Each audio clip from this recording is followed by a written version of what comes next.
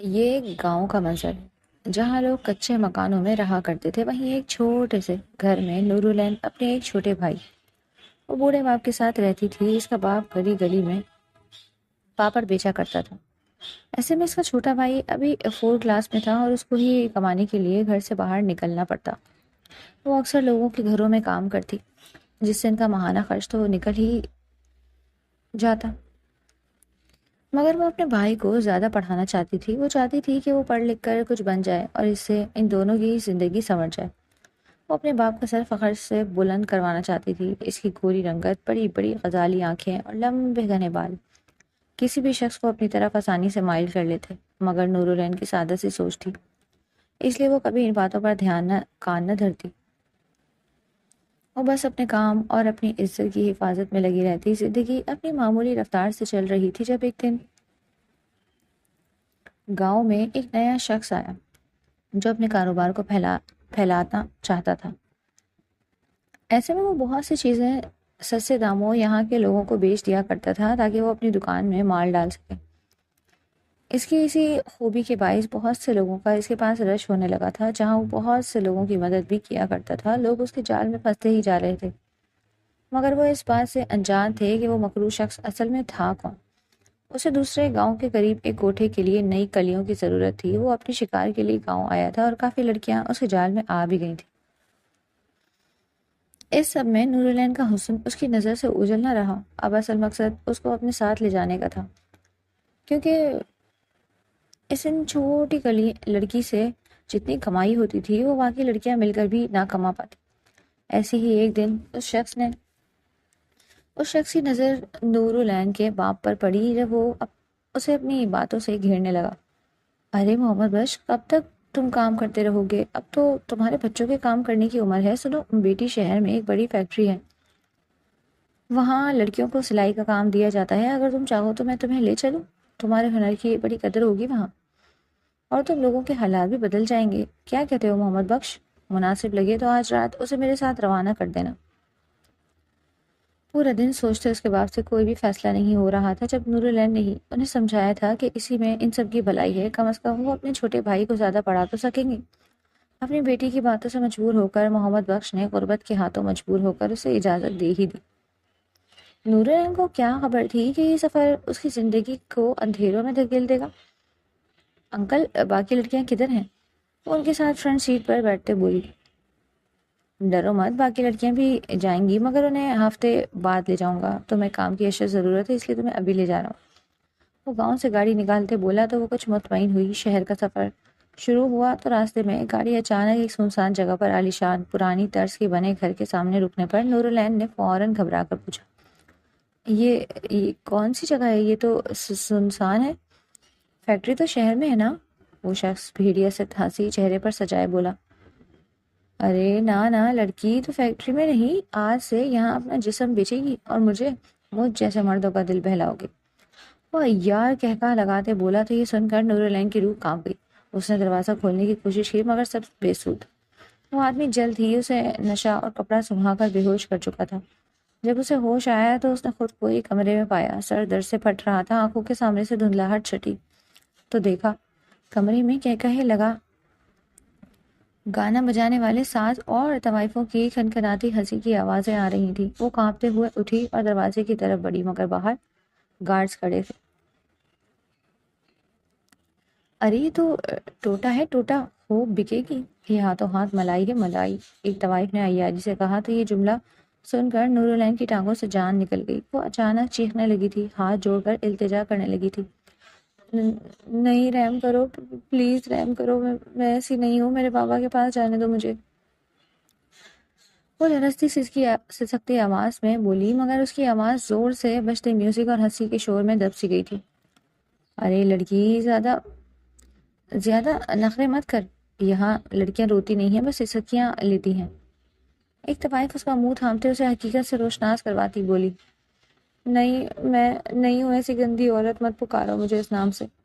وہ دھاڑی جب جھٹکے سے دروازہ کھلا اور ایک بھاری جسامت والی عورت اندر آئی، جس نے چوڑی دار شلوار قمیض، چمکتی ہوئی قمیض اور بھاری زیور پہن رکھے تھے۔ وہ کوئی اور نہیں، چھنو بائی تھی، اس کوٹھی کی ملکہ جو ان کلیوں کا سودا کرتی تھی۔ اے چھمیا، زیادہ چک چک مت کر، ادھر جسم تمہارا، قیمت ہماری ہوگی، زیادہ بکواس کی تو اپنے دلال سے کہہ کر ابھی تیرے کپڑے اتروا دوں گی، پھر روتی تڑپتی رہنا۔ وہ اسے دیکھ تمسخر سے بولی تھی جب نور العین نے رستی آواز میں کہا، میں ایک شریف لڑکی ہوں، مجھے جانے دو، میری عزت ہی میرا سب کچھ ہے، میں مر جاؤں گی۔ اس کی بات پر چھنوں کا چہرہ بگڑ گیا تھا۔ اس نے ملازم کو اشارہ کیا، جس پر ایک دراز قد آدمی آگے بڑھا اور ہاتھ میں چابو پکڑے نور العین کے قریب آیا۔ میرے آگے بھونکنے کی سخت بھی نہیں کسی کی، تو مجھے شرافت کا درس دے گی؟ وہ غرائی اور اشارہ کیا۔ نور العین کے انکار پر چابک کی پہلی ضرب اس کی کمر پر پڑتے اس کی تمام آہیں نکل گئیں۔ نہیں، پلیز رحم کرو۔ اس کے دل خراج چیخ کمرے میں گونج اٹھی۔ یاد رکھ لڑکی، یہاں لڑکیاں روتی نہیں ہیں بلکہ ہنستی ہیں، تاکہ گاہک مطمئن ہو سکے۔ چابک کی ضربیں جاری تھیں۔ نور العین کے جسم پر نیلے نشانات ابھرنے لگے اور جسم کپ کپ آ رہا تھا اس تشدد پر، لیکن زبان درازی سے پاس آئی۔ نہیں، میں کسی کی رکیل نہیں بنوں گی، چاہے مجھے موت کوئی گلے کیوں نہ لگانا پڑے۔ چھنو نے ضبط سے اس کو دیکھا اور چلی گئی۔ ایک ہفتے وہ مار کھاتی رہی مگر جسم بیچنے پر راضی نہ ہوئی۔ آج وہ سوچ کر وہ اس کے پاس آئی اور ہنس کر بولی، ٹھیک ہے، تو نہیں ہے، تیری اتنی مان لی کہ تیرا جسم نہیں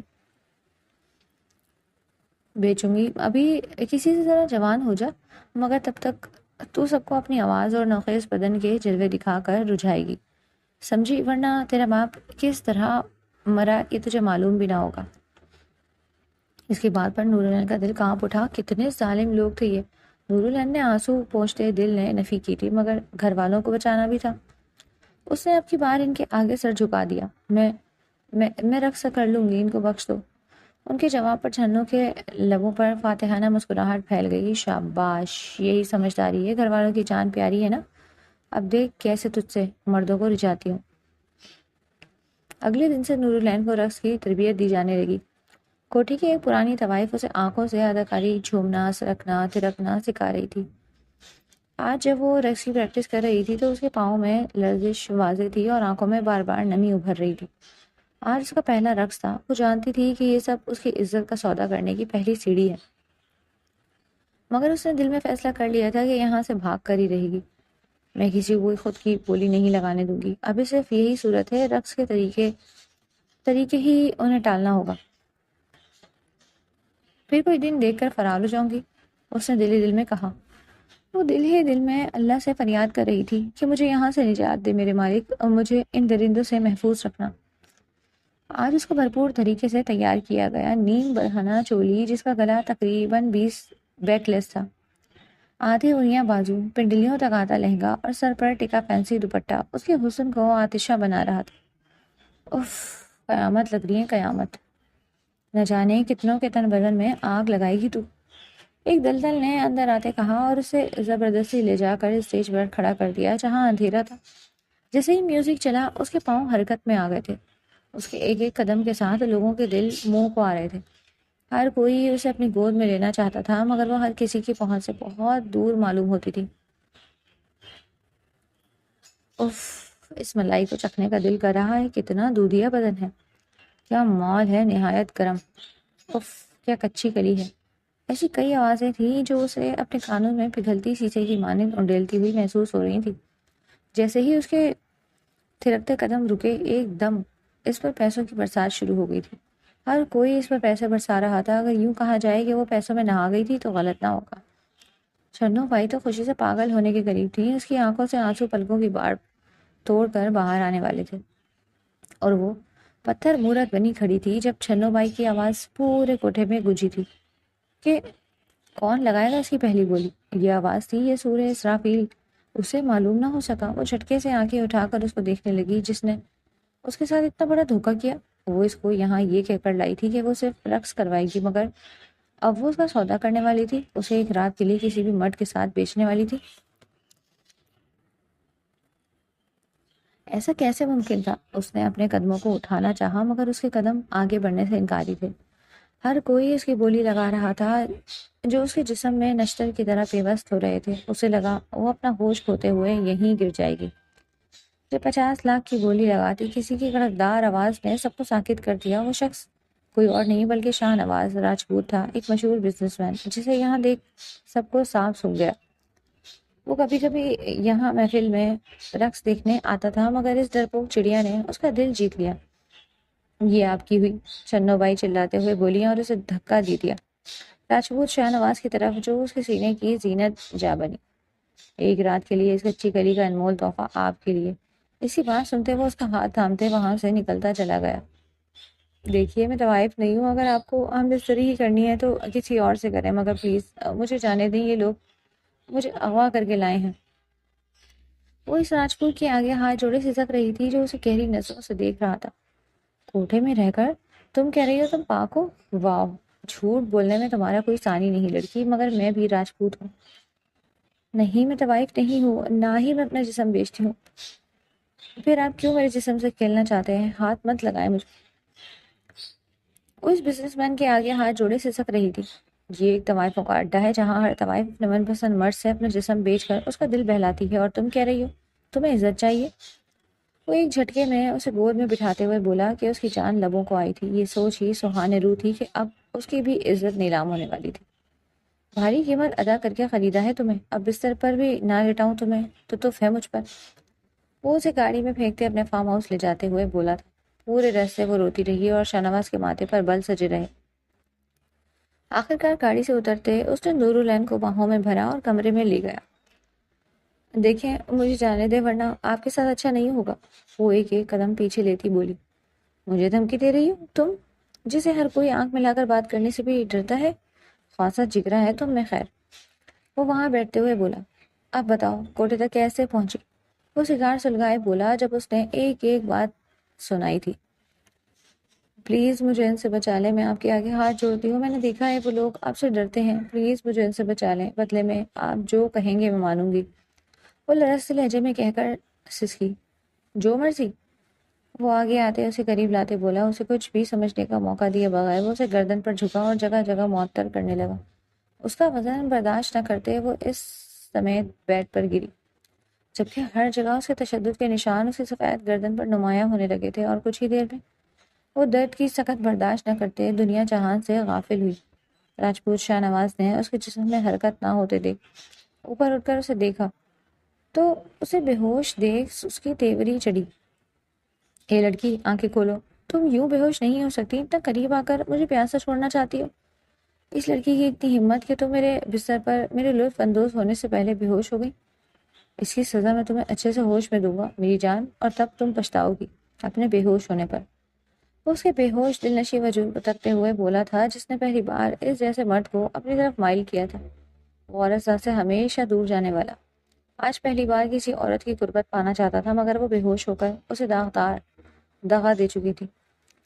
صبح جب وہ اٹھی تو اس نے فوراً اپنا حلیہ دیکھا جو کل والے حال میں ہی تھا، مطلب کل رات کچھ بھی نہیں ہوا تھا۔ اس نے شکر کا سانس لیا اور ڈرتے ڈرتے اٹھی۔ کیا دیکھ رہی ہے لڑکی، ایسی کوئی خوش فہمی نہ پالو، کچھ نہیں ہوا کل، اور فوراً نیچے کا رخ کرو، صاحب جی کو انتظار پسند نہیں۔ اس ملازمہ نے اس کے کپڑوں کو دیکھ حقارت سے کہا، کیونکہ اسے صاف معلوم ہو گیا تھا کہ یہ طوائف تھی۔ اپنے صاحب کا ایسی عورت سے تعلق اسے ایک آنکھ نہ بھایا، جبکہ وہ اس کے اس طرح دیکھنے پر شرمندگی محسوس کرنے لگی تھی، اور فوراً فریش ہونے واش روم چلی گئی۔ تیار ہو کر وہ ہچکچاتے ہوئے نیچے آئی تو چھنو بائی کو ایک دلال کے ساتھ نیچے موجود دیکھ اس کی جان نکلنے لگی تھی۔ یقیناً وہ اسے واپس لے جانے آئی تھی۔ اسے پتھر کی مورت بنے دیکھ شاہ نواز نے کھینچ کر اسے اپنے ساتھ بٹھایا۔ چھنو اور اس کا وہ دلال اسے شاہ نواز کے یوں نزدیک دیکھ کر کافی حیران ہوئے تھے۔ اتنی ہمت کے حامل کب سے ہو گئی تھی یہ کل کی آئی طوائف راجپوت شاہ نواز کے لیے؟ یہاں یہ مجھے لے جائیں گے، نور العین نے اس کے کان میں گھستے ہوئے کہا تو وہ زیر لب مسکرا کر رہ گیا۔ اپنی بات سے مکرنے والوں کو خواہش کرنے کا کوئی حق نہیں ہوتا جناب، راجپوت شاہ نواز نے نور العین کی آنکھوں میں آنکھیں ڈال کر کہا تو وہ فوراً نظریں چرا گئی۔ راجپوت اب تو آپ کا وقت پورا ہو چکا ہے، اسے ہمارے حوالے کر دیجیے، اسے اگلی رات کے لیے بھی تیار کرنا ہے، چھنو پائی نے خوش آمدید لہجے میں کہا تھا، جس پر نور العین کی گرفت راجپوت شاہ نواز کے ہاتھ پر مضبوط ہوئی۔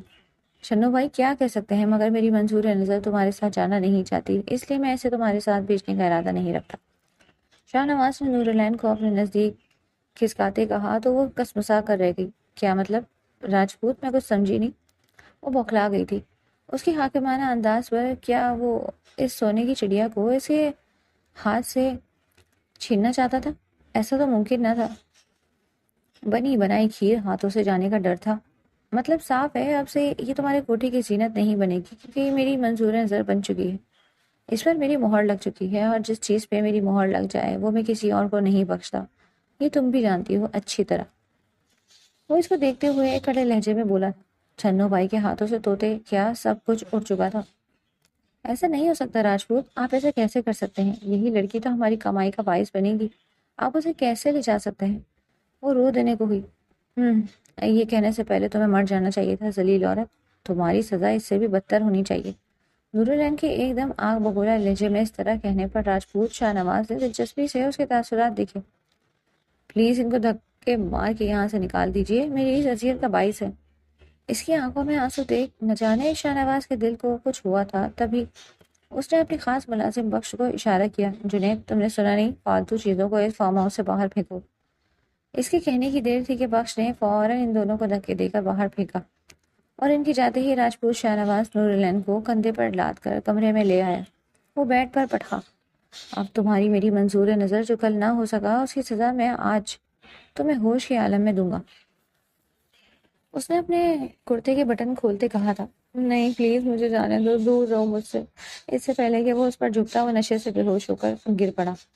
سنیے سنیے، اٹھیے۔ اس نے شاہ نواز کو ہوش دلایا مگر بے سود۔ وہ فوراً اٹھی اور بھاگنے سے پہلے اس کی نگاہ شو پالش پر گئی۔ اس نے دل ہی دل میں سے اسے گالیوں سے نوازتے اس کا منہ پالش سے کالا کیا، اور دل ہی دل میں ہنستی وہ وہاں سے بھاگ چکی تھی۔ بڑا آیا مجھے حاصل کرنے والا، مگر وہاں سے بھاگتے اسے اندازہ نہ تھا کہ وہ اس فارم ہاؤس سے باہر قدم نکال کر کتنی بڑی غلطی کر چکی ہے۔ چھنو بھائی تو پہلے ہی اس کی تاق پہ بیٹھی تھی، اور اس کے بندے بھی جیسے ہی وہ باہر بھاگی کافی دور پہنچتے اسے احساس ہوا تھا کہ کوئی اس کا پیچھا کر رہا ہے۔ کچھ عجیب سے لوگوں کو دیکھ کر وہ بھیڑ میں گم گئی۔ شاہ نواز جب ہوش میں آیا تو نورالعین فارم ہاؤس میں کہیں بھی وہاں موجود نہ تھی۔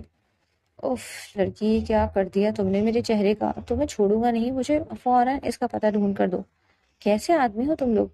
ایک لڑکی نہیں سنبھالی گئی؟ اس نے غصے سے لب بھینچتے اپنے گارڈ سے کہا تھا، جن کے چنگل سے نکل کر وہ بھاگ گئی تھی اور وہ دنگ رہ گئے تھے۔ یہ تم نے اچھا نہیں کیا جانم صاحبہ، تم پر دل آ گیا تھا اور تم مجھے اجازت دینے کے چکر میں ہو۔ اب دیکھو میں کیا کرتا ہوں۔ وہ بچ کر ایک ریسٹورنٹ میں پناہ لے چکی تھی، وہاں کی مالکن رحم دل تھی، تبھی اسے رکنے دیا اس شرط پر کہ وہ اس کے کسٹمرز کو کھانا سرو کرے گی۔ جیسے ہی اسے ٹیبل نمبر 11 پر کھانا سرو کرنے کا کہا گیا تو وہ ہاتھ میں ٹرے لیے وہاں گئی۔ جب وہ کھانا سرو کرنے لگی تو اوپر دیکھتے اس کا سانس سوکھ گیا، کیونکہ سامنے کوئی اور نہیں بلکہ راجپوت شاہ نواز بیٹھا تھا، جس کے چہرے کی مسکراہٹ صاف جتلائی ہوئی تھی کہ آخر مجھ سے بچ کر جاؤ گی کہاں۔ وہ کھانا سرو کرتے فوراً کاؤنٹر کے پیچھے گئی۔ میم کیا میں باہر جا سکتی ہوں؟ میری طبیعت کچھ ٹھیک نہیں لگ رہی۔ اسے سر تھامتے کہا تو ریسٹورنٹ کی اونر پریشانی سے اسے دیکھنے لگی۔ جائیں، ٹیک یور ٹائم اور جلدی واپس آئیے گا۔ وہ فوراً اوپر دیکھے بغیر نظریں نیچے کیے وہاں سے نکلتی چلی گئی۔ جیسے ہی وہ باہر گلی والے حصے میں آئی، کسی نے اس کے منہ پر ہاتھ رکھا تھا اور اسے پیچھے کھینچا کہ وہ چلا بھی نہ سکی۔ وہ اندر تک ڈر گئی تھی، اسے لگا وہ چھنوں کے آدمیوں کے ہتھے چڑھ گئی ہے جو اسے چیر پار ڈالیں گے۔ اس نے مردانہ ہاتھ کو منہ سے ہٹانا چاہا جب اس شخص نے کھینچ کھینچ کر اسے دیوار سے لگایا اور اس کے دونوں ہاتھ اوپر دیوار سے لگا کر جکڑ لیے اور اپنا وزن اس پر منتقل کیا تھا، مگر شاہ نواز کو یہاں دیکھ کر وہ دنگ ہوئی اور بمشکل تھوک نکلا، آپ جانم تمہیں کیا لگا ایک سردار کو دھوکہ دے کر بھاگ سکتی ہو؟ بڑی شاطر نکلی تم تو بلی۔ کیوں، کیسا لگا مجھے یہاں دیکھ کر؟ راجپوت شاہ نواز نے اس کی لٹ کو اپنی ایک انگلی پر لپیٹتے کہا۔ وہ ہاتھ چھڑانے کے لیے جھٹپٹائی۔ چھوڑو مجھے، جانے دو۔ ارے واہ، میری منظور نظر، ایسے کیسے جانے دوں؟ کیا اپنا کیا عہد بھلا دیا؟ یاد تو ہوگا تمہیں۔ اس نے اس کے چہرے پر سلگتی سانسیں چھوڑتے کہا، جس پر نورالعین نے فوراً آنکھیں بند کی۔ کون سا وعدہ؟ میں کسی وعدے کو نہیں جانتی، اس نے اپنی بات سے مکرتے کہا۔ تمہیں کیا لگتا ہے تم کیوں آزاد گھوم رہی ہو؟ کیونکہ میں تمہیں ڈھیل دے رہا ہوں؟ اگر میں نہ چاہوں تو تم یہاں کھڑی نہ ہو، لیکن کیا کروں، راجپوت شاہ نواز کا دل آ گیا ہے تم پر۔ شاہنواز نے اس کی بے بسی سے لطف اندوز ہوتے کہا تو نورالعین کی آنکھوں میں آنسو چمکنے لگے جو راجپوت شاہنواز کو چبھے تھے۔ اس بدذوق اور بے رنگ دنیا میں ایک تم ہی تو مزے کی چیز ہو، جنگلی بلی۔ تمہیں کیسے اپنے سے دور جانے دوں؟ اگر تم دور چلی گئی تو میری دنیا میں مزہ نہیں رہے گا۔ اس نے دل میں سوچا اور اس کے گال کو نرمی سے لبوں سے چھوا جبکہ وہ آنکھیں پھاڑے اسے دیکھنے لگی۔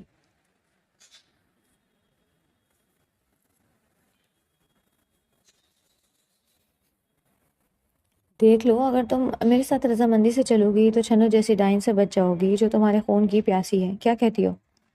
اس نے زیرک نگاہوں سے اسے دیکھتے ہوئے کہا تو وہ سوچنے پر مجبور ہو گئی کہ کہیں واقعی چھنو اسے دوبارہ کوٹھے پر نہ لے جائے۔ نہیں، میں ایسا نہیں کر سکتی کیونکہ چھنو سے بچنے کے لیے آپ کو عزت بیچ کر میرے اور طوائف میں فرق ہی کیا رہے گا؟ وہ اس پر چیختے ہوئے بولی تو اس نے کان میں انگلی پھیری جیسے بدمزہ ہوا ہو۔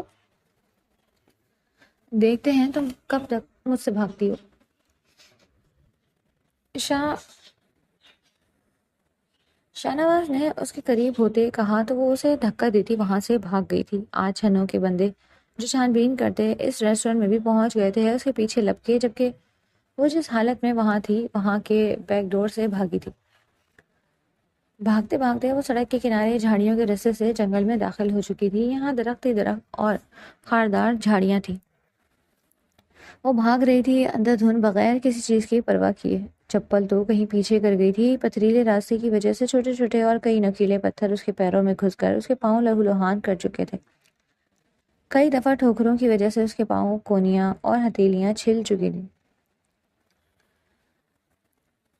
پکڑو سالی کو، بھاگنے نہ پائے۔ پیچھے سے چھنوں کے بھیجے گئے گنڈوں کے پیروں کی آواز اور وہ نورالعین آوازیں سن کر اس کے پیروں میں اور تیزی آ گئی تھی۔ اگر اس بار وہ چھنوں کے ہاتھ لگ جاتی تو یقیناً وہ اسے ہر مرد کے بستر کی زینت بناتی، اور وہ ایسا مرتے دم تک نہیں چاہتی تھی۔ اسے مرنا تو قبول تھا مگر چھنوں کے کوٹھے میں واپس جانا نہیں۔ اسے افسوس ہو رہا تھا کہ اس نے اس دن شاہنواز کی بات کیوں نہ مانی تھی۔ اب وہ اپنی عزت کیسے بچائے گی؟ یہ سوچ آتے ہی اس کا دل کر لایا۔ اس کے پاس سر ڈھکنے کے لیے نہ دوپٹہ تھا نہ تن ڈھکنے کے لیے چادر، کیونکہ وہ اس وقت وہاں کے یونیفارم میں موجود تھی۔ اب اسے دوپٹے کی اہمیت کا صحیح اندازہ ہو رہا تھا۔ وہ خود کو جتنا کوستی اتنا کم تھا۔ اسے آخر شاہنواز کا ہاتھ تھامنے میں دیر کیوں کر دی؟ آگے دیکھتے ہی اس کے اوسان خطا ہوئے کیونکہ آگے گہرے ڈھلوان تھی، بہت گہری۔ اب کہاں جائے گی رے بلبل؟ آج تو تیرا وہ یار راجپوت شاہنواز بھی تجھے بچانے نہیں آنے والا۔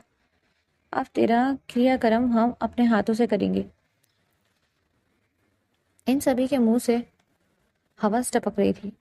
آگے کنواں تھا تو پیچھے کھائی۔ اس نے آنسو بھری آنکھوں سے اوپر دیکھا اور دل میں پختہ ارادہ لیے کودنے کو آگے بڑھی۔ اس نے اپنی عزت کو بچانا ضروری سمجھا تھا۔ اب اتنے آگے جا کر وہ اپنے قدم پیچھے نہیں لے سکتی تھی۔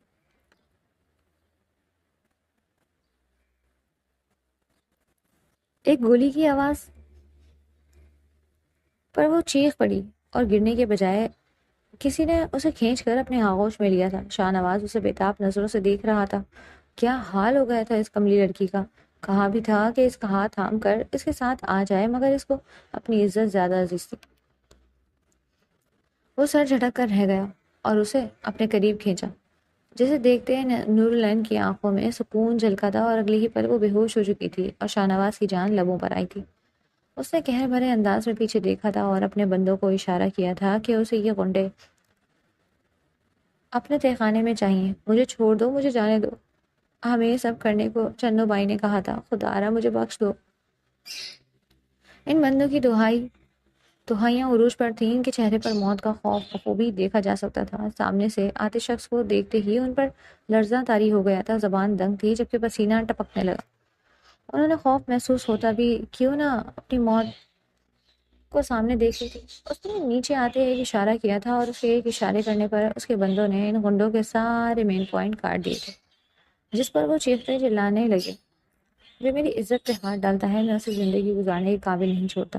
یہ کہتے وہ اپنے بندوں کو اشارہ کرتے باہر چلا گیا اور پیچھے ان کی لادادہ چیخوں کا سلسلہ شروع ہو چکا تھا۔ اس کو تو یہ سوچ سوچ کر غصہ آ رہا تھا کہ وہ جانے کس حال میں وہاں تک پہنچی ہوگی۔ جب سے اس نے اس کے پاؤں خون میں رنگے دیکھے تو اس کو کسی پل چین نہیں آ رہا تھا۔ یہ ظالم لڑکی کچھ ہی دن میں اس کے دل میں گھر کر گئی تھی کہ وہ اس کو دیکھے بغیر رہ نہیں سکتا تھا۔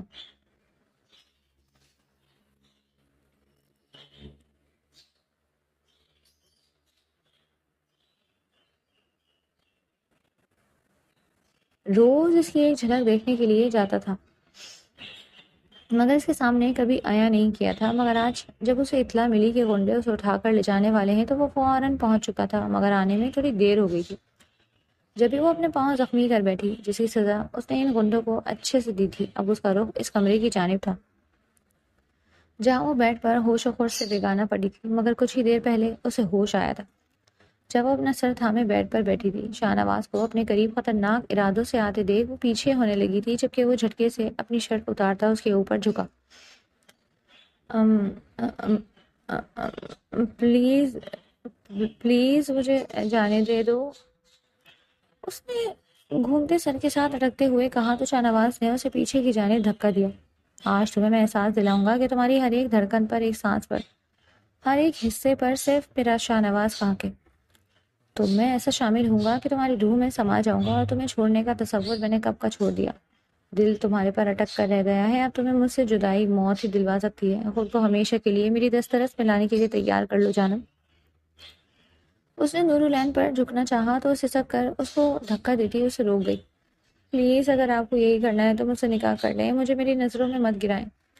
وہ بلک بلک کر روتی بولی، جس پر وہ غصے سے کھڑا ہوا تھا۔ لیکن نکاح کر کے بھی تو میری بیوی کا درجہ نہیں پا سکو گی، پھر فائدہ؟ وہ انکارا بڑھتے بولا، لیکن کم از کم میری اپنی نظروں میں تو میری عزت رہے گی۔ وہ زخمی دل سے چلائی تھی جب وہ لب بھیجتے مولوی اور گواہان کا بندوبست کر گیا تھا۔ اس کے گواہان میں اس کا خاص ملازم بھی تھا جو شدید حیرت کا شکار تھا، کیونکہ وہ اچھی طرح جانتا تھا کہ راجپوت شاہ نواز کسی سے بھی نکاح کرنے کو آسانی سے تیار نہیں ہوتا، نہ ہی اس کا شادی کا کوئی فی الوقت ارادہ تھا۔ تو پھر ایک ایسی لڑکی جس کو وہ جانتا بھی نہیں تھا، اس نے نکاح پر اسے راضی کیسے کر لیا تھا؟ یہ بات اس کی سمجھ میں نہیں آئی تھی۔ یقیناً اس بار وہ پکا اپنا دل گنوا چکا تھا، تبھی وہ اس لڑکی کو اپنے نکاح میں لے رہا تھا، ورنہ رات کو وہ اس سے ویسے بھی رنگین کر سکتا تھا۔ مگر یہ سب جان کر اس کی اپنی حویلی میں کیا قیامت برپا ہونی تھی، یہ کوئی نہیں جانتا تھا۔ نکاح کیے ہوتے ہی وہ اپنے کمرے میں داخل ہوتا کمرہ مفل کر گیا تھا۔ بہت ہو گئی تمہاری منمانی، مجھے ایسے نہیں کرنا، مجھے ویسے نہیں کرنا، اب بولو، اب تو تم میرے نکاح میں ہو، اب کہاں بھاگو گی مجھ سے؟ وہ اسے پیٹ پر زبردستی لیٹاتے، اس کے اوپر آتے، اس کے سفید کندھے کو اپنے دانتوں اور شدت بھرے لمس کا نشانہ بناتے بولا، جس پر وہ شدت سے سسک پڑی تھی۔ رہ رہ کر اپنی ماں اور بھائی کا خیال آ رہا تھا۔ وہ شخص جب اسے چھوڑ دے گا تو کیا وہ اپنے ماں اور بھائی کے پاس جا پائے گی؟ جبکہ شاہ نواز نور العین کے جسم پر جگہ جگہ اپنا لمس چھوڑتے، وہ نور العین کو یہ احساس دلا رہا تھا کہ وہ اس کی ملکیت ہے، جبکہ اس بے بسی کے عالم میں بھی نور العین کی آنکھوں میں سے آنسو بہتے جا رہے تھے۔ وہ بہت جلد اس تک رسائی حاصل کر چکا تھا، لیکن راجپوت شاہ نواز پہلی بار آج ایک عجیب سی کیفیت سے گزر رہا تھا۔ ایسا لگ رہا تھا کہ وہ اب نور العین سے کبھی جدا نہیں ہو پائے گا۔ بہت سی لڑکیاں آئی تھیں اس کی زندگی میں، مگر نور العین اسے سب سے الگ لگی تھی۔ ہر لڑکی اس کے پاؤں میں اپنی عزت کو ڈھیر کر کے اسے اپنا بنانا چاہتی تھی، جبکہ نور العین واحد لڑکی تھی جس نے اپنی عزت بچانے کو اسے اپنایا تھا، ورنہ وہ تو مرتے دم تک اس کے قریب نہ آتی۔ اور اب وہ اسے اسی ضدی نیچر اور اپنا آپ منوا لینے والی ادا پر قربان ہوتے اسے کسی قیمت پر بھی چھوڑنے کا ارادہ نہیں رکھتا تھا۔ صبح جب وہ اٹھی تو اس کا روم روم روم دکھ رہا تھا، ایسا لگ رہا تھا کوئی بھاری بھرکم بلڈوزر اسے کچل گیا ہو۔ کمر الگ درد کر رہی تھی، سد شکر کہ شاہ نواز وہاں نہیں تھا، ورنہ وہ اس سے کبھی نظریں نہ ملا پاتی۔ اس نے شرٹ کس کر اپنے گرد لپیٹی اور اٹھنے کی کوشش کرنے لگی، اور بمشکل اٹھتے واش روم میں جا کر بند ہو گئی اور شاور کھول کر اپنے آپ کو کس کس کر رگڑنے لگی۔ یہ میرے ساتھ کیا ہو گیا؟ میں ناپاک ہو گئی۔ میں نے اس شخص کو اپنا آپ سونپ دیا جس نے میری اس کوٹھے میں بولی لگائی۔ میں نے اسے اپنا جسم دیا جس نے مجھے کوٹے سے بچا کر اپنے بستر کی زینت بنا لیا۔ بے شک اس نے مجھ سے نکاح کیا، پر اس نے مجھے مجبور کیا تھا۔ کیوں ہوا میرے ساتھ ایسا؟ کیوں؟ وہ اپنے آپ کو رگڑ رگڑ کر صاف کرتی کوئی پاگل لگ رہی تھی۔ جب وہ نیچے آئی تو وہ بیٹھا ناشتہ کر رہا تھا۔ وہ اس کے سامنے آنا تو نہیں چاہتی تھی، مگر اس سے بات کرنا اس کی مجبوری تھی۔ وہ واپس جانا چاہتی تھی۔ اس نے ٹھان لی تھی کہ اس کے روبرو آ کر اس سے مطالبہ کرے گی، اور یقیناً وہ مان بھی جائے گا کیونکہ جو اسے چاہیے تھا وہ تو اسے مل گیا تھا۔ اب آپ نے مجھے حاصل کر ہی لیا ہے تو خطارہ مجھے جانے دیجیے، میری ماں اور بھائی انتظار کر رہے ہوں گے میرا۔ وہ یکٹک دیوار کی طرف دیکھتے ہوئے بولی، جبکہ وہ اس کے بے رنگ چہرے کو دیکھ رہا تھا۔ وہ آج صبح نہایت خوش تھا، اس طرح وہ بالکل مردہ سی حالت میں اس کے سامنے بیٹھی۔ اسے اس حالت میں دیکھ کر اس کے دل کو تکلیف ہوئی تھی، مگر اس کے یوں چلے جانے کی بات سن کر اس کا غصہ اود کر آیا اور کنپٹیاں سلگ اٹھی تھی۔ تم نے سوچ بھی کیسے لیا کہ میں تمہیں خود سے دور جانے دوں گا؟ کیا کل رات تمہیں اچھے سے اندازہ نہیں ہوا اس بات کا کہ اب تو میری دسترس سے کہیں بھی مجھ سے دور نہیں جا سکتی، اور نہ ہی میں تمہیں جانے دوں گا؟ اس لیے اب آئندہ ایسی بات اپنے منہ سے مت نکالنا۔ اس کی بات پر وہ ششدر کھڑی اسے دیکھنے لگی۔ وہ کہنا کیا چاہتا تھا؟ کیا وہ اس کو اسی زندگی میں واپس لوٹنے نہیں دے گا؟ ہمیشہ یہی قید کر کے رکھا تھا، یہ بات اس کے جسم کو جھلسا کر رکھ گئی۔ آپ میرے ساتھ ایسے زور زبردستی نہیں کر سکتے ہیں، آپ نے مجھے تسخیر کر لیا، اور کیا چاہیے؟ مجھ سے جسم میں اب کچھ باقی نہیں رہا، وہ چلاتے ہوئے بولی جب وہ ایک دم اس کے آگے آ کر کھڑا ہوا۔ ابھی ہم ابھی میرے گھر جا رہے ہیں، وہاں جا کر تمہاری عقل ٹھکانے آئے گی اور تمہیں تمہارا مقام پتہ چلے گا۔ وہ اسے زبردستی اپنے ساتھ دھکیلتے ہوئے گاڑی میں بٹھا چکا تھا اور اسے اپنی حویلی لے آیا، جہاں اس کے ساتھ ایک غیر لڑکی کو آتے دیکھ سب نے ششدر نگاہوں سے دیکھا۔ راجپوت شاہ نواز کسی لڑکی کو اپنے ساتھ لے کر آ رہا تھا، سب یہ جاننے کا تجسس رکھتے تھے۔ جب اس کے باپ راجپوت احمد نے آگے آتے کڑک لہجے میں پوچھا تھا اس سے، یہ کون ہے اور یہاں کیا کر رہی ہے؟ کیوں لائے تم ایک غیر لڑکی کو یہاں؟ وہ تنک کر بولے، ایسی باتیں تو میں نے کبھی آپ سے بھی نہیں پوچھی کہ آپ کتنی عورتوں کو گھر لائے اور وہ آپ کی کیا لگتی ہیں، اس لیے آپ کے حق میں یہی بہتر ہے کہ مجھ سے کوئی سوال جواب مت کریں۔ میں کس کو گھر میں لاتا ہوں، کس کو نہیں، کہاں جاتا ہوں، اس سب سے آپ کو کوئی سروکار نہیں ہونا چاہیے۔ وہ اس کے منہ پر اپنا جواب مارتا ہوا اندر جا چکا تھا، جبکہ اس کو ایک کمرے میں لاتا بند کر چکا تھا۔ یہاں سے نکلنا مت جب تک میں واپس نہ آ جاؤں، اور یہ کہتے وہ باہر نکل گیا۔ پیچھے وہ اس تنگ دل کی سرد موہری پر سسک کر رونے لگی تھی۔ یہ وہ اسے کہاں لے آیا تھا؟ ایک زندان سے نکلتی تھی تو دوسرے زندان میں قید ہو جاتی تھی، کیسی بدقسمت لڑکی تھی وہ۔ خیر تو ہے بھائی، کون ہے یہ؟ اس کے چاچو کے بیٹے شانی نے پوچھا تھا، جب وہ اس کو اکثر اکھڑ لہجے میں بولا، کوئی نہیں، ویسے ہی لایا ہوں۔ تم اتنی دلچسپی کیوں لے رہے ہو؟ اپنے کام سے کام رکھو۔ کیا کبھی میں نے تمہارے معاملات میں دخل اندازی کی؟ وہ آئی برو اچکا کر اسے اوپر سے نیچے تک دیکھتا ہوا طنزیہ لہجے میں بولا، جس پر وہ کندھے اچکا کر رہ گیا۔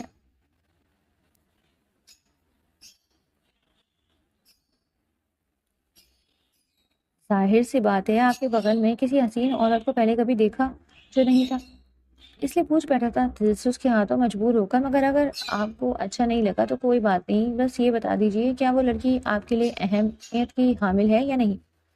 سب لوگ اس سے یہی سننا چاہتے تھے، جب وہ ان کی طرف دیکھتے ہوئے ایک لفظی جواب میں بولا، نہیں۔ یہ کہتے وہ وہاں سے جا چکا تھا۔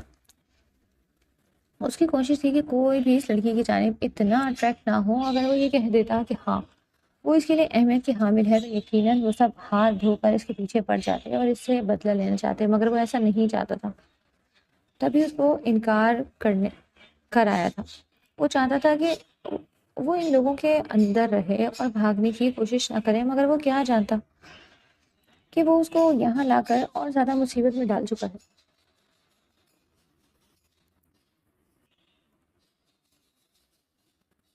جہاں اس کی سوتیلی ماں اس کی دشمن بن جائے گی۔ کچھ ہی دیر بعد شاہ نواز کی سوتیلی ماں شازیہ بیگم اس کمرے میں تشریف لائیں تھی اور اس کی زیرک نگاہوں سے دیکھتے ہوئے بولی، تمہارا شاہ نواز سے کیا تعلق ہے؟ صاف صاف بتاؤ لڑکی۔ وہ اس کو دیکھتے ہوئے بولی، جس پر وہ نفی میں سر ہلا گئی تھی، خوش نہیں؟ اس نے وہی جواب دیا تھا جو وہ اس رشتے کی اہمیت سمجھتی تھی۔ اس کی نظروں میں شاہ نواز کے لیے کوئی بھی نہیں تھا، اس لیے اس نے وہی جواب دیا تھا۔ اس بات پر آگے کھڑی عورت کو پتنگے لگ گئے تھے۔ ایک تو وہ لڑکی اس کی کچھ لگتی بھی نہیں تھی، اور پھر بھی اس نے اس حویلی میں دندناتے ہوئے آ کر اس کو سب سے اعلیٰ کمرہ دیا تھا۔ یہ ان کی شان کے خلاف تھا۔ نکلو یہاں سے، ابھی تمہاری اوقات نہیں ہے یہاں رہنے کی۔ وہ اس کا بازو پکڑتے ہوئے گھسیٹ باہر لے آئی تھی اور کچن میں جا کر دم لیا تھا اور اسے برتنوں کے ڈھیر کے آگے کھڑا کر دیا تھا۔ چلو کام کرنا شروع کرو۔ مگر میں یہاں کام کیوں کروں؟ میں تو آپ لوگوں کو جانتی بھی نہیں، اور کیا دشمنی ہے آپ کی میرے ساتھ جو آپ میرے ساتھ ایسا سلوک کر رہی ہیں؟ ان کے آگے تیز زبانی سے بولی تھی، جس پر وہ اگلے ہی پل وہ اس کے چہرے کو تھپڑ سے سرخ کر چکی تھی۔ زیادہ زبان مت چلاؤ، یہاں تم آ تو گئی ہو، لیکن یہاں کے لوگ رہتے کیسے ہیں اس میں میری مرضی چلتی ہے، سمجھی؟ تم اگر تمہیں یہاں رہنا ہے تو کام کرنا پڑے گا، یہاں مفت میں رہنے کی اجازت کسی کو بھی نہیں ہے۔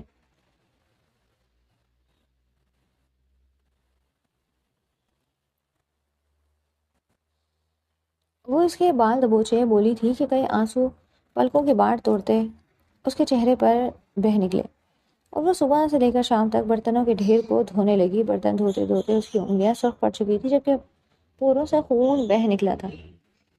وہ سسک رہی تھی، مگر یہاں اسے سننے والا تھا ہی کون؟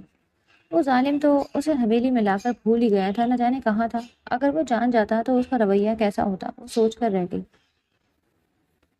اس سے پہلے کہ وہ کمزوری کے باعث بے ہوش ہو کر گرتی، کسی نے جھٹکے سے آ کر اسے اپنی طرف پلٹا۔ تم یہاں کیا کر رہی ہو؟ شاہ نواز، جس کو شام کو آنے میں دیر ہو رہی تھی، اسی کمرے میں ہی گیا سیدھا، مگر اسے کمرے میں نہ پا کر وہ پریشان ہو اٹھا۔ اس نے واش روم چیک کیا تو وہاں بھی نہیں تھی۔ نیچے پورا لاؤنج چھان مارا، اپنے کمرے میں تو کوئی اسے لے جایا نہیں سے رہا۔ ملازمہ سے پوچھنے پر اسے پتہ چلا کہ بیگم صاحبہ نے اسے کچن میں برتن دھونے کے لیے لگایا ہوا ہے صبح سے۔ یہ سن کر وہ تن فن کرتا وہاں پہنچا جہاں وہ بس بے ہوش ہونے کے قریب تھی۔ اگر وہ اسے نہ تھامتا یقیناً وہ نیچے گر جاتی۔ کر کیا رہی ہو تم یہاں؟ تمہیں کہا بھی تھا کمرے سے باہر نہ نکلنا، پھر کیوں نکلی تم؟ تمہیں اپنی ٹانگ عزیز نہیں ہے کیا؟ توڑ کر ہاتھ میں دے دوں؟ وہ اس کو دیکھتے ہوئے کڑک کر بولا، جب وہ ایک بار پھر رونے لگی۔ اس کی پریشان حال صورت دیکھ کر وہ دانت پیس کر رہ گیا، اور چائے جو وہاں بنی پڑی تھی اسے وہ اٹھا کر باہر لے جاتے سیدھا لاؤنج میں بیٹھے ہوئے شازیہ بیگم کے کپڑوں پر الٹ دی تھی، جس پر وہ چیخ اٹھی، یہ کیا کر رہے ہو تم؟ ہوش میں تو ہو؟ مگر ان کی سنے بغیر وہ واپس کچن میں جاتا، اسے تھامتا۔ اگلے ہی لمحے وہ اس کو باہوں میں بھر گیا تھا اور اسے کمرے میں لے کر آیا تھا، اور اس کو یوں اس لڑکی کو اٹھا کر لے جاتے حویلی والے سفید چہرے سے دیکھنے لگے تھے شاہ نواز کو۔ انہوں نے پہلے کبھی ایسا نہیں دیکھا تھا، مگر یہ کون لڑکی تھی جو اس سے پورا بدلنے کی جرات رکھتی تھی؟ اس کے آنے سے وہ ایسا ہو گیا تھا جیسے کوئی اور شخص ہو، جبکہ شازیہ بیگم کا یہ حال تھا دیکھ کر وہ تو بھی کپ کپا کر رہ گئی۔ شاہ نواز نے اس کے لیے اپنی ماں پر چائے الٹ دی تھی۔ یہ دیکھ وہ ڈر گئی۔ کہا بھی تھا کمرے سے مت باہر جانا، کیوں گئی؟ وہ اسے بیڈ پر بٹھاتے اس کے کپواتے وجود پر اپنی شال اڑائے فکر مندی سے بول رہا تھا۔ وہ خود نہیں جانتا تھا کہ وہ جانے انجانے میں اسی کس حد تک فکر کرنے لگا ہے، جبکہ وہ پریشانی سے اس کا چہرہ دیکھ رہی تھی۔ جہاں اس کے لیے فکر مندی ہی فکر مندی چھلک رہی تھی، وہ سمجھ نہ سکی کہ وہ اس کے لیے اتنا پریشان کیوں ہو رہا ہے۔ وہ تو بس اسی وقت گزاری کے لیے لایا تھا، پھر اتنی محبت کیوں دکھا رہا تھا؟ آپ اتنا پریشان کیوں ہو رہی ہیں؟ آپ کی سچ میں بیوی تھوڑی ہوں۔ وہ آنکھوں میں آنسو لیے بولی تھی، جب وہ اگلے ہی پل اس کے آنسو چن گیا۔ بیوی نہ ہوتی تو یوں میرے ساتھ نہ ہوتی، وہیں بے ہوش پڑی رہنے دیتا۔ دل سے بیوی مانتا ہوں، تبھی تو تمہارے نزدیک بیٹھا ہوں۔ وہ اس کے ہاتھوں پہ برنال لگاتے ہوئے بولا، مگر میں اس سے کچھ کہنا چاہا تھا جب وہ اس کے ہونٹوں پر اپنے ہاتھ رکھ گیا۔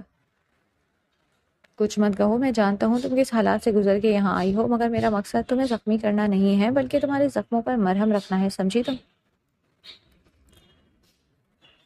وہ اسے یقین دہانی کرواتے ہوئے بولا تھا، جب وہ بے یقین نظروں سے اسے دیکھنے لگی تھی کہ وہ ایک ہی رات میں کیسے بدل گیا تھا۔ وہ اس کو کیا بتاتا کہ اس کی محبت اور اس کے اندر تناور درخت کی طرح پھیل چکی ہے؟ وہ جا کر بھی اس کو خود سے اپنے دل سے نہیں نکال پا رہا تھا، نہ ہی وہ اس کو نقصان پہنچانا چاہتا تھا جس سے وہ اور دور ہو جاتی۔ اس لیے وہ اس کے ہمیشہ قریب رہنا چاہتا تھا، اس کو پاس رکھنا چاہتا تھا، پیار سے محبت سے، مگر وہ یہ بھی جانتا تھا کہ اتنی جلدی اس کو یقین نہیں آئے گا۔ اس لیے سب سے پہلا مرحلہ اپنے گھر والوں کے سامنے اس کی طرف داری کرنا تھا، اور وہ یہ بخوبی کرنا جانتا تھا۔ آج اس نے اس کے ہاتھوں پر مرہم لگایا تھا اور اسے بیڈ پر بٹھایا۔ ملازمہ سے وہ کھانا کمرے میں ہی منگوا چکا تھا۔ جبکہ حیرت زدہ سی ملازمہ کمرے میں کھانا لیے داخل ہوئی تو اسے سنجیدہ لہجے میں اسے کھانا آگے رکھنے کا کہا۔ جیسے ہی اس نے کھانا آگے رکھا تو وہ ایک نوالا بنا کر اس کے منہ کے قریب کر گیا، جسے وہ آنکھیں پھاڑے دیکھنے لگی۔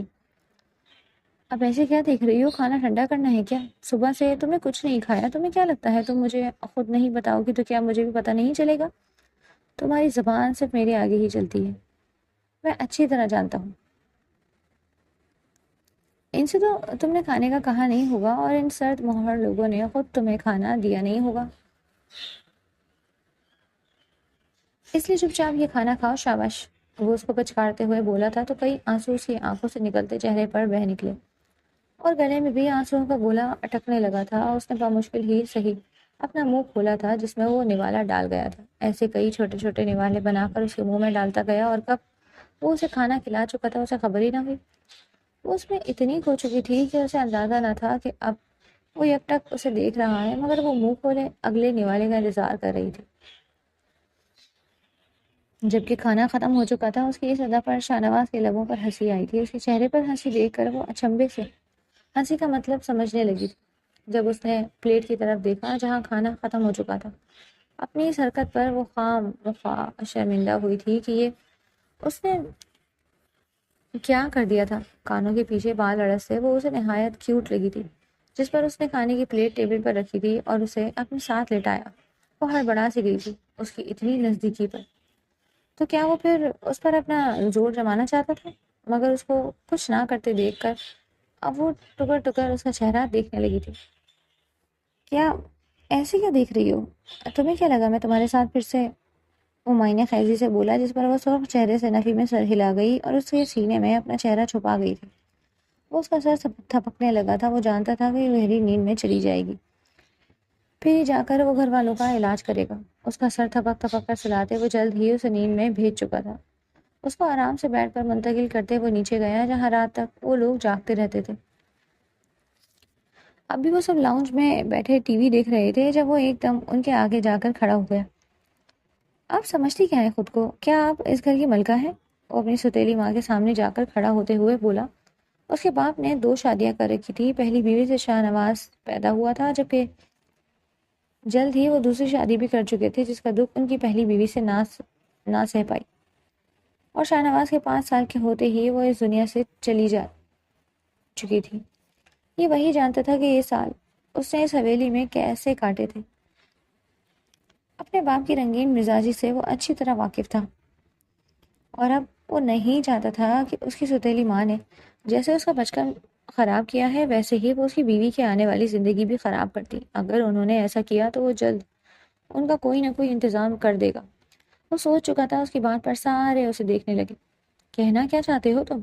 اس کی ستیلی ماں شازیہ خدرائی تھی جب وہ ان کے آگے اتنے بڑے مزے سے بیٹھ گیا۔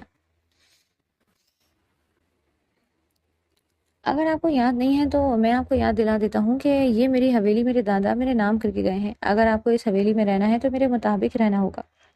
اگر آپ نے یہاں کوئی چال بازی کرنے کی کوشش کی تو اگلے ہی سیکنڈ میں آپ کو اس حویلی سے نکال باہر کروں گا۔ پھر جا کر کرتی رہیے گا سڑکوں پہ اپنی حکومت، وہاں بہت مظلوم مل جائے گے۔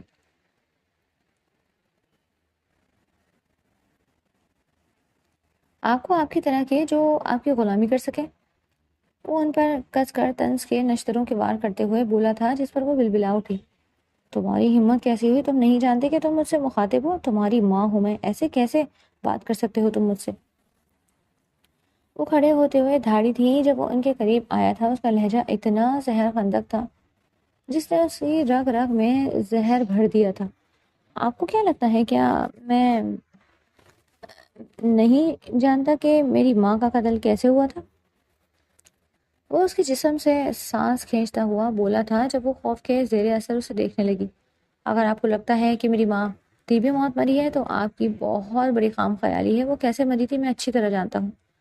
اگر آپ نہیں چاہتی کہ میں کسی اور کو کچھ بتاؤں تو خاموشی سے اپنے آپ کو یہیں روک لیجئے، ورنہ جو میں آپ کے ساتھ کروں گا وہ آپ کو بالکل پسند نہیں آئے گا۔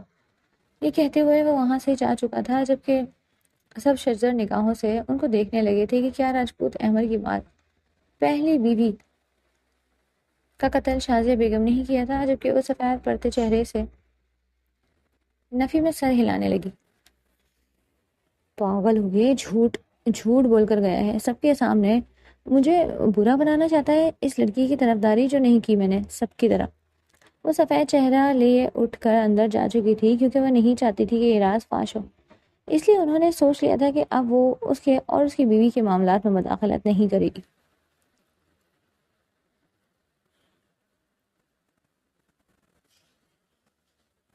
کیونکہ انہیں اپنی زندگی ابھی پیاری تھی، مگر وہ یہ نہیں جانتی تھی کہ وہ کب سے یہ راز جانتا تھا۔ اگر وہ خاموش تھا تو صرف اس لیے کیونکہ اس نے اپنا بدلہ اللہ پر چھوڑ دیا تھا۔ اگلے ہی روز جب وہ اس کے ہاتھوں میں ہاتھ تھامتے نیچے آیا تھا تو سب اسے دیکھنے لگے۔ اگر تمہاری کچھ نہیں لگتی ہے تو لڑکی، پھر تم اس کے ہاتھ میں ہاتھ ڈال کیوں کھڑے ہو؟ اس کے باپ نے شاذیہ بیگم کے اشارہ کرنے پر آگے آتے ہوئے اکھڑے لہجے میں کہا، جب وہ انہیں ایک نظر دیکھ کر رہ گیا۔ ٹھیک کہا آپ نے، میں نے کل غلط کہا تھا، جو کہا تھا میری کچھ نہیں لگتی۔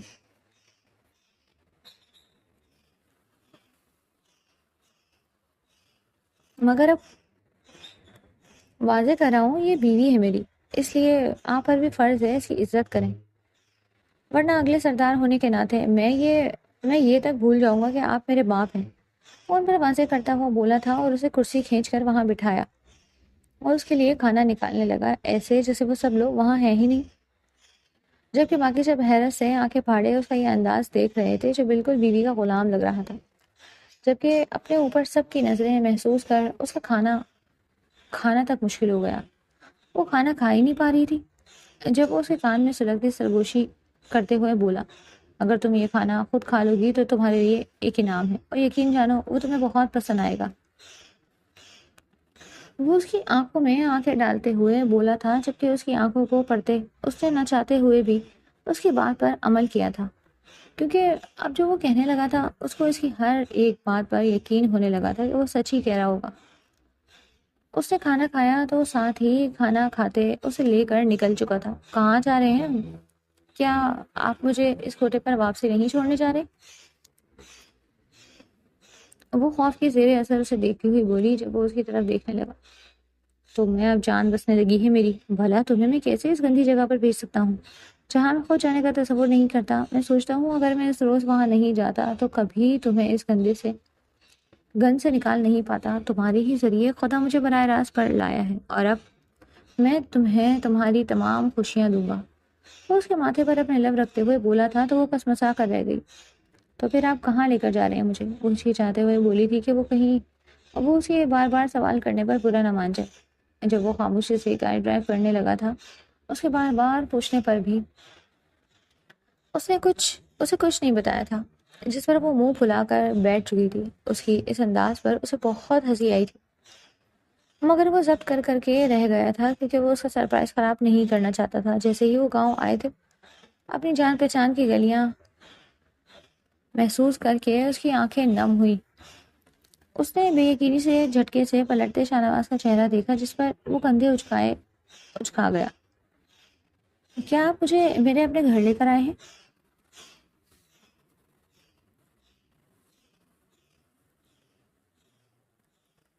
وہ سسکتے ہوئے خوشی بھرے لہجے میں بولی تھی جب وہ سر خم کر کے رہ گیا اور اسے لے کر باہر نکلا۔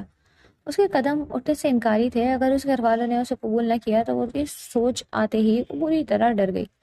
اس نے اپنے قدم پیچھے لیتے تیزی سے نفی میں سر ہلایا جب وہ اس کا ہاتھ زبردستی تھام کے دروازے پر دستک دے گیا۔ جیسے ہی دروازہ کھلا تو اس کا باپ نظر آیا، جو عمر سے اور بھی زیادہ بوڑھا نظر آنے لگا تھا۔ ان کی بیٹی کی جدائی نے واقعی ان پر بہت اثر ڈالا۔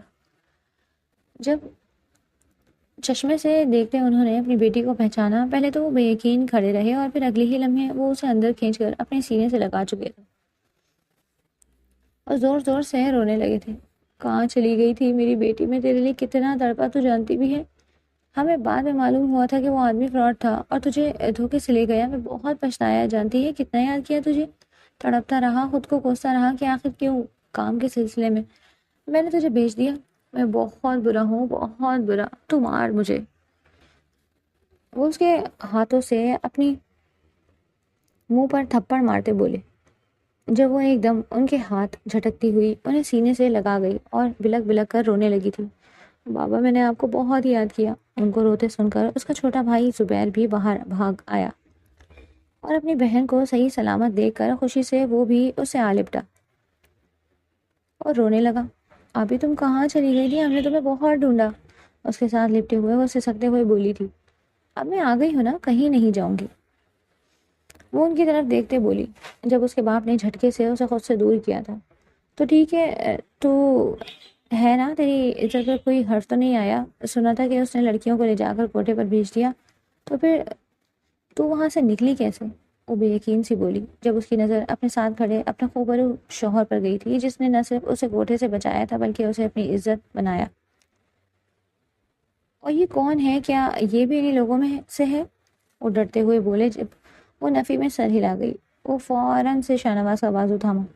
بابا، یہ میرے شوہر ہیں، اس کمبخت شخص نے جاتے ہی مجھے کوٹے پر بھیج دیا تھا۔ ایک ہفتے مجھے وہاں ہر طرح کا ٹارچر کیا گیا، مجھے تیار کیا گیا تھا کہ میرے جسم سے کھیلا جائے گا، مگر انہوں نے مجھے بچا لیا تھا، یہ مجھے وہاں بچا لائے اور پھر بھی مجھ سے نکاح کیا۔ وہ آنکھوں میں تشکر کے آنسو لیے بولی، جس پر اس کا باپ شاہ نواز کے آگے ہاتھ جوڑنے لگا۔ شکریہ بیٹا، اگر تم نہ ہوتے تو میری بیٹی کا کیا ہوتا؟ تمہارا جتنا شکریہ ادا کروں اتنا کم ہے، تم نے ہماری بیٹی کو بچا لیا۔ ان کے ہاتھ جوڑنے پر اس نے فوراً ان کے ہاتھ کھولے۔ ایسی کوئی بات نہیں ہے، تو میرا فرض تھا، اپنی بیوی کی حفاظت کرنا میرا اولین فرض ہے، میں اس کی حفاظت نہیں کروں گا تو پھر کس کی حفاظت کروں گا؟ وہ مسکراتے ہوئے بولا۔ خوشی بھرے ماحول میں کھانا کھایا گیا۔ اسی دوران وہ اس کے چھوٹے بھائی سے بات چیت بھی کر رہا تھا، جو کہ اس وقت 6 کلاس میں تھا۔ زبیر اس کا اچھا دوست بن گیا تھا۔ بات چیت کے دوران کب رات ہو گئی انہیں پتہ ہی نہ چلا۔ نورالعین کی تو باتیں ہی ختم نہیں ہو رہی تھی۔ چلے گا؟ جس کی بات پر وہ تیزی سے نفی میں سر ہلا گئی۔ نہیں، ابھی مجھے نہیں جانا، ابھی مجھے اپنے بابا سے ڈھیر ساری باتیں کرنی ہیں۔ وہ ڈرتے ہوئے بولی تھی کہ کہیں وہ زبردستی اسے اٹھا کر نہ لے جائے، جس پر وہ دل محسوس کر رہ گیا تھا۔ اب تو اس کے بغیر اس کا ایک دن بھی نہیں لگتا تھا۔ تو پھر وہ کیسے اسے کہہ رہی تھی کہ وہ اس کے ساتھ جانا چاہتی ہے؟ نہیں جانا چاہتی۔ آخر پھر وہ کیا کرے؟ ایک تو ظالم نے رکنے کے لیے بھی نہیں کہا تھا، وہ اس کے ساتھ یہیں رک جاتا۔ جب اس کی شکل پر 12 بجے دیکھ کر اس کے سسر کو بہت ہنسی آئی اور وہ سمجھ گئے تھے کہ اندر کی بات کیا ہے۔ تو بیٹا آپ یہیں رک جاؤ نا، وہ اس کو دیکھتے بولے، جس پر اس نے ایک نظر اٹھا کر نورالعین کو دیکھا تھا، جو فوراً آگے بڑھتے ہوئے، ہاں آپ یہیں رک جائیے۔ اس کی آنکھوں میں التجا دیکھ وہ انکار نہیں کر پایا اور رضامند ہو گیا تھا۔ رات کو وہ اس کا انتظار کرتے کرتے تھک گیا، مگر مہارانی آنا بھول چکی تھی۔ وہ اسے وہاں سے اٹھا کر اپنے کمرے میں لے آیا تھا اور اسے اپنے سینے میں بھیجتا سو گیا۔ صبح جب اس کی آنکھیں کھلی تو وہ خود کو شاہ نواز کے اوپر پڑا دیکھ کر اس کی چیخ نکلتے نکلتے بچی، جبکہ وہ مسکراتی آنکھوں سے اسے دیکھ رہا تھا۔ کیوں جانم مجھ سے بھاگنا چاہتی ہو؟ اس زندگی میں تو یہ ممکن نہیں ہے، وہ اسے چھیڑتے ہوئے بولا، جب وہ اس کے سینے پر مکے مارتی رہ گئی۔ یہ کیا کر رہے ہیں؟ کسی نے دیکھ لیا تو جانتے ہیں کتنی شرمندگی ہوگی، وہ پوچھیں گے کہ رات کو تو میں ان کے ساتھ تھی، صبح یہاں کیسے آئی؟ وہ اسے گھورتے ہوئے بولی، جس پر وہ کندھے اچکا گیا۔ یہ تمہاری سزا ہے، تمہیں پہلے سوچنا چاہیے تھا، اگر تم پہلے آ جاتے تو مجھے یہ سب نہ کرنا پڑتا۔ انکل، آپ لوگ ہمارے ساتھ جا رہے ہیں؟ زبیر نے ہمارے ساتھ ہی رہے گا۔ اس کی بات پر جھٹکے سے نورالعین نے اس کی طرف دیکھا۔ یہ کیا کہہ رہا تھا وہ؟ نورالعین کے بابا نے نفی کی۔ نہیں بیٹا، اچھا نہیں لگتا، ہم آپ کے ساتھ بھلا کیسے رہ سکتے ہیں؟ آپ کے اور ہمارے سسٹرز میں بہت فرق ہے، آپ کے گھر والے مانیں گے؟ انہوں نے اسے زمانے کی تلخ حقیقت کا احساس دلاتے ہوئے کہا، جس پر وہ اٹل لہجے میں بولا تھا۔ آپ میرے ساتھ جا رہے ہیں تو مطلب جا رہے ہیں، آپ نورالعین کے بابا ہیں تو مطلب میرے بابا ہیں اور ہمارے ساتھ ہی رہیں گے۔ زبیر کا ایڈمیشن میں شہر میں ہی کروا دوں گا، آپ فکر مت کریے، آپ کو جو چیز لینی ہے وہ لے لیجئے، ہم آج ہی جا رہے ہیں۔ وہ انہیں بھی اپنے ساتھ ہی لیے آئے تھے۔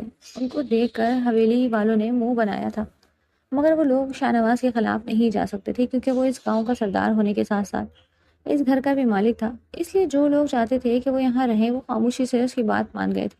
اس کے باپ نے اعتراض کرنا چاہا تھا، مگر وہ ان کے اعتراض کو کسی خاطر میں نہیں لایا تھا۔ رات جب وہ اس کے ساتھ سونے کے لیے آئی تو اس کی آنکھیں نم تھیں اور وہ اس کے گلے سے لگ گئی۔ ارے یہ کیا؟ آج تو خود ہی بڑی پیش قدم ہو رہی ہے، خیریت ہے؟ اس نے سر کے تلے بازو رکھتے ہوئے پوچھا، جس پر وہ اس کے ماتھے پر اور آنکھوں پر لب رکھ گئی۔ اس سے آگے جانے کی اس کی ہمت نہیں ہوئی تھی۔ کیوں کر شکر گزار نہ ہوں میں آپ کی جو میرا اتنا خیال رکھتے ہیں، تو میرا بھی فرض ہے میں آپ کا خیال رکھ۔ وہ اسے اپنے سینے پر گراتے ہوئے بولا۔ اچھا جی، تو یہ بات ہے، تو پھر اچھی طرح خیال رکھیے گا ہمارا۔ وہ اسے اپنی آغوش میں سماتے ہوئے بولا جس پر وہ شرم سے آنکھیں مون گئی تھی۔ خوشیاں ان کے در پر دستک دے رہی تھی۔